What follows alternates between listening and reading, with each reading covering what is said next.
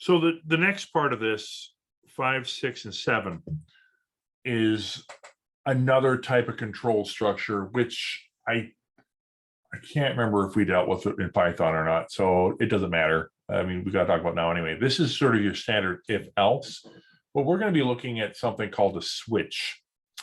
And you'll notice it's basically got switch variable name. And if it's R, then do this. If it's C, then do this. If it's otherwise, do this. And so that's kind of what we're going to do. We're going to rewrite this so that we're using the switch. And you'll see, thankfully, that the code is going to be pretty much the same. It's going to look very similar anyway. I don't think it's going to blow your mind. So what I'm going to do here is I'm going to comment out the if statement, just the if part of it.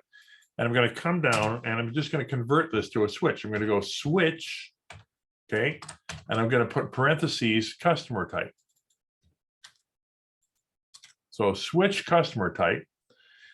And then inside of the parentheses, I'm going to basically say case. Oh boy, case. If it's an R, then do all this. By the way, it helps if you probably indent. So I'm going to indent here. Indent, indent, indent, indent, indent. Okay, are you not indenting? Indent. Oh, that's nice. Oh, I get it. You're knocked off by the else if. But anyway, okay, that's fine. Blah, blah, blah, blah, blah. And then indent, and then indent, indent, indent, and indent. Now, I'm not as worried right now about, oh, by the way, it's not semicolon, it's a colon. All right, so that I think is pretty good. What I'm going to do now is before I go whole hog and start going crazy on the rest of this, I'm going to go, there's a case R, and then I'm going to go default, which is basically what happens if none of this is true. So default, I'm going to say the discount is 0. Okay. 0 M semicolon. And then we'll talk about the break in a minute, but let me put the break in there. And actually, let me hijack this thing. And then the rest of this stuff for now, I'm going to completely comment out. So let's just do that. And right down to here, right to there, right click in there. I thought there was a quick way to comment the whole thing out.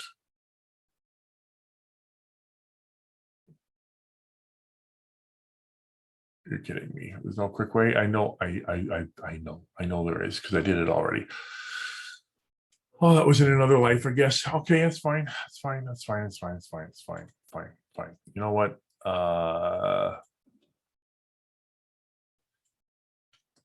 We're going to take it completely out then. Take that. Take that. Now, it's kind of mad, though. I'm still seeing that switch. And then it's got the thing and then case. Why are you mad at it? You cannot fall through from one case label to another. All right.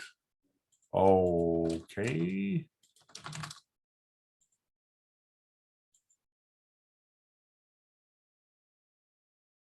Oh, there's no break down here. I thought I put one in there, but that's okay. Break. How about that? Oh, you sneaky. All right, anyway. All right, so we got our case R. So if it's R, it's going to give a discount. It's going to go through the same rigmarole here. And by the way, that could have been a switch statement too, but let's right now I'm just focusing on the outer part. And then there's your defaults. First of all, let me just, apparently it's running in the background. So anyway, now let's run it. Let's build it first because that was pretty substantial what we just did. Gave it kind of a bit of a lobotomy there, but it's fine. We're gonna go run, and the customer type is R with 100. Great. And now if the customer type was even lowercase r, it goes back to 0. All right, good deal. Now let's put that other stuff back in. Now all I did is I stripped it out and put it into my clipboard. So what I'm going to do is I'm just going to put it somewhere safe. You don't have to see it really. It's just somewhere safe. So I had case R. Apparently, if it's a case C, it's they get basically 20%. So let's get that in there. So break. So then the way the syntax goes is you go case C colon, and then at this point, it's really just this. Oh, yeah, it's really just this. Discounts 20%.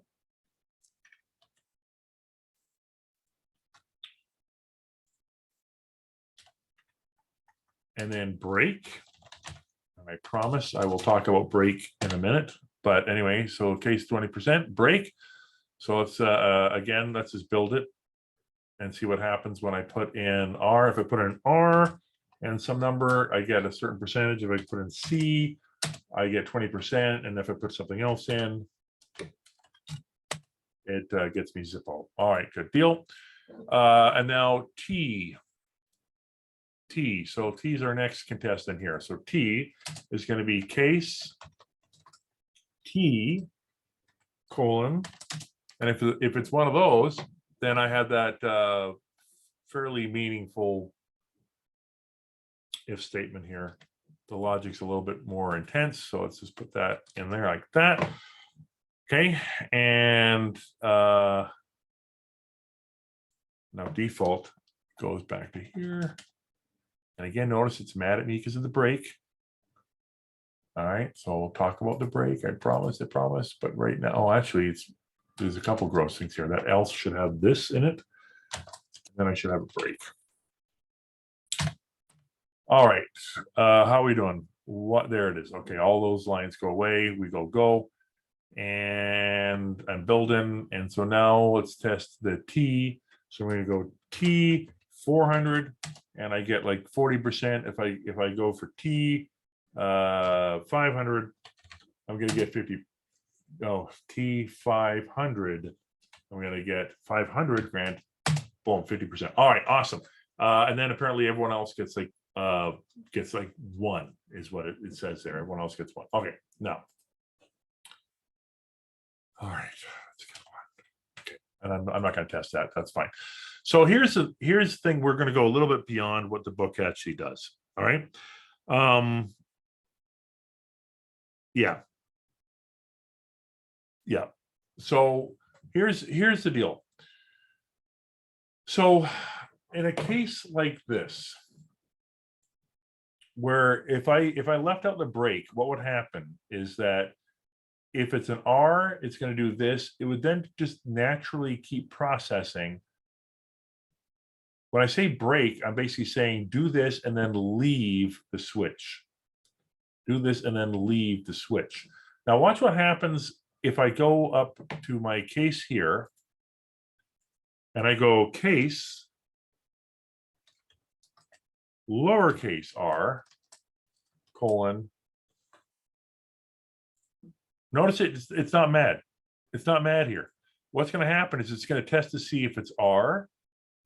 It'll do this. Otherwise, it'll go test to see if it's R, and it'll go and do this. So it's going to keep basically checking, I suspect. Anyway, let's test that out, by the way. But I suspect that's what it's going to do. So we're going to go run. And I'm going to do the R first, and I'll just put $100 in there. Good deal. Notice that the discount is 10%. I'm going to put in an X. The discount, put in an X. Thank you. Put in an X. Well, oh, discount is going to be 10%. Right? It's going to be 10%. You know what I should have done? I should have picked. So actually, excuse me for a second. If I make that R, it goes to 0, right? Is that what happened? No, whoops, no. Make that capital R. I go calculate. No, you're still 10% too. I was totally expecting that to be 0. So I'm going to exit. All right, this is where I probably should just stopped it before. I'm going to comment out this piece of offending code. All right, I'm going to run it again. And I'm going to put a capital R, but I'm going to put like $100, and it's still 10%.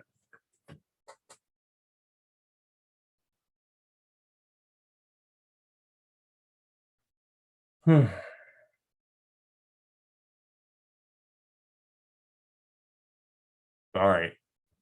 I may want to be looking at that a little bit more because maybe I'm just tired and I'm just not seeing something obvious. It looks to me like it's hitting the default, even though I've got a decent customer type of R here. If I exit this for a second and I make this ridiculous, like I'm going to make it 13%, something that's obviously going to stick out. I'm going to run it. And I'm going to put in R and $1,000. Now that's 30%. Now that's what we're expecting here-ish. Right, there's my 30%. Now I'm going to basically make it 100. And now it's at 10%. Oh, Grant, of course, 100 is not less than 100. Right, there's my 0%. Oh my goodness. Okay, and if this was X, that would fit into the other one, right? X goes to 13%. Good deal. But now watch as I exit. If you're fresher than me, by the way, I'm sure that was frustrating to watch, but that's fine. So let's go and uncomment this out. Because what I'm trying to talk about is how it's going to test for this and it'll likely keep flowing through. It's not just going to leave. So I'm going to go run.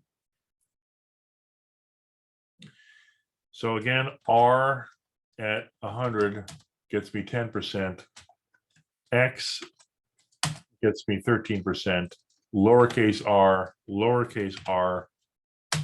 gets me back to 10%.